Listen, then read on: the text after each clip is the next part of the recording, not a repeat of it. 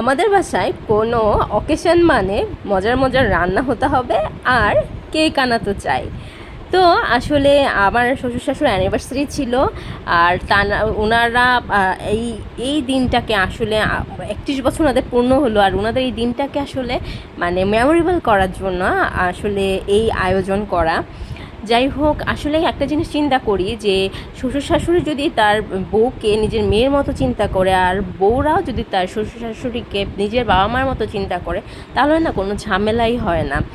এটা আসলে খুব কম ফ্যামিলি এই জিনিসটা না আসলে রিলেট করতে পারে। আমাদের আসলে এই জিনিসটা আসলে নিজেদের ভিতর থেকে আসা উচিত।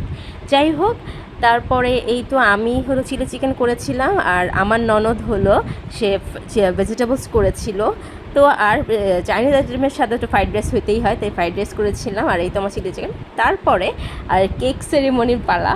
তারপরে এই তো ওনাদের 31 বছর পূর্ণ হলো, তো কেক আনা হলো।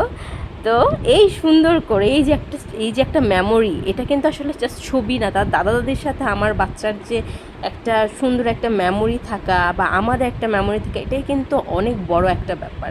ফ্যামিলি বন্ডিংটা অনেক ইম্পর্টেন্ট, মাশাআল্লাহ বলতে ভুলবেন।